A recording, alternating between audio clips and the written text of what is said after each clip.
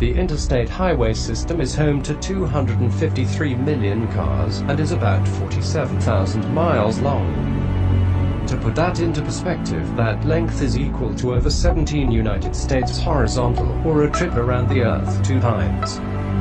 With such a grand scale, some might wonder how one of America's man-made masterpieces was created. Before we look at the highway today, we must go back to a time before cars, stop signs, and traffic lights. Welcome to 1811, where the construction of the National Road began, connecting the Potomac and Ohio rivers. This was one of the first roads ever made in the U.S., the start of a much grander scheme. Later on, in the mid-1800s, paved roads were created in New Jersey, a smoother and faster version of dirt roads.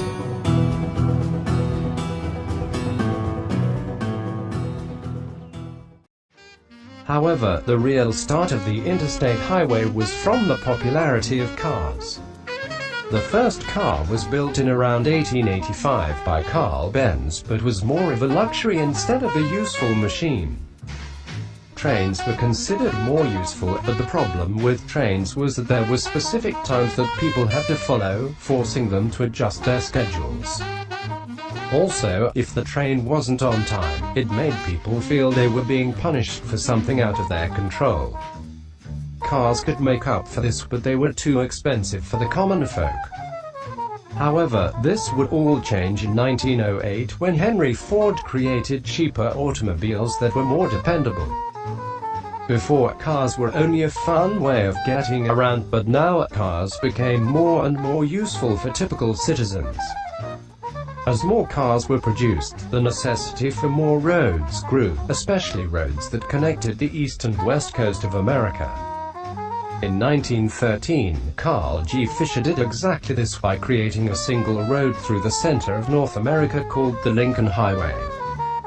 This was still not efficient enough, however, for one road was not enough for the 485,000 cars at the time. In history, roads and canals were known for creating great business, providing trade, easy transport, and a better way for citizens to get from place to place. Also, soldiers in Rome used these roads to conquer lands faster. The roads were at such a grand scale that people would say all roads lead to Rome.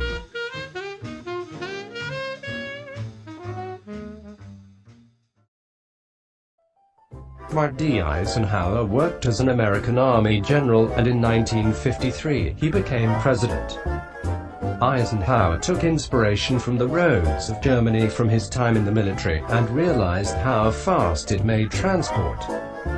He used this idea to fund a system like that of Germany's, but at a much grander scale, stretching across all 2,680 miles of the U.S.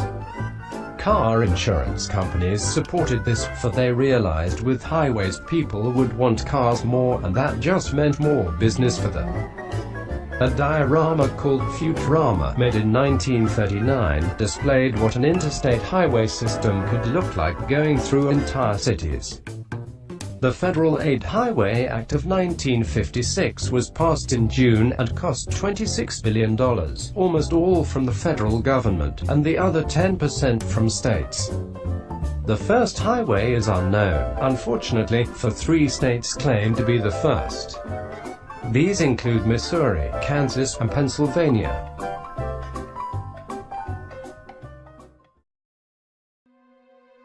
At the start, most U.S. citizens supported the act, but when it broke through their neighborhoods, they rebelled, creating anti-road forces. This did little to no good, however, for the government abused the legal system's law of eminent domain. Eminent domain is a huge problem still going on today, for it allows the government to take away land or buildings from citizens who owned that property. A Dutch legal theorist named Hugo Grotius from the early 1600s touched upon this subject with his book, On the Law of War and Peace. He stated these laws by referring to the subject as dominium eminens. From Latin, this means supreme lordship, referring to the fact that the government has enough power to take from its citizens disregarding the stance on the matter. Hugo said that the property of subjects is under the eminent domain of the state, so that the state or he who acts for it may use and even alienate and destroy such property, not only in the case of extreme necessity, but for ends of public utility. Paraphrased, this quote means that as long as the destroyed property can be seen as good use for public services, the government has the right to take it away. Also, the government needs to pay a compensation fee to have the rights to take the building legally. However, there is still one more requirement, and it's to make sure the buildings or neighborhoods removed are blighted. This is by definition subject to an urban area to neglect or rundown. However, blighted isn't always what you'd think, for in some completely fine towns, the buildings got demolished. This is because of the more basic definition of blighted. Blighted is considered to be towns with homes that have less than 3 bedrooms and 2 bathrooms.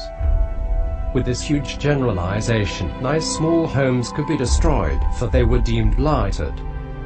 An example of this would be on Interstate 375 in Detroit, where a once thriving neighborhood was destroyed. Sadly, this is not the only reason for removing these houses. The problem with the demolitions was that politicians of the state could suggest which towns to destroy, being mostly African American towns like Black Bottom, for example. Although people kept revolting, they couldn't do anything, and the interstate highway system was made. This, in consequence, also allowed for the establishment of big fast food chains. Now that traveling was more accessible, bigger companies could buy buildings across the country in the name of their brand. Although this seems to have a little consequence, it removed the individuality of each town. For now, wherever you went, there'd always be a well-known brand. Overall, the highway did boost the economy as planned, but at the cost of disrupting cities that the highway split through. This as well removed the uniqueness of every town, for many buildings were bought by bigger companies. Also, air pollution found a way in, along with global warming as well. In the end, it is uncertain whether or not the system helped or harmed more.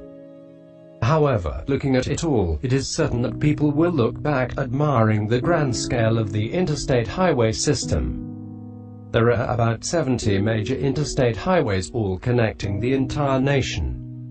Similar to Roman aqueducts or the Great Wall of China, the US certainly will be remembered for their highways.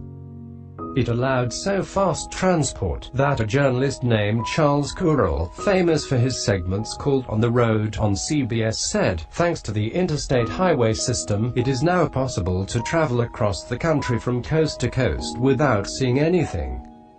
The way the system affected transport was truly remarkable, maximizing the speed any ordinary person travels in the United States. This is truly one of America's man-made masterpieces.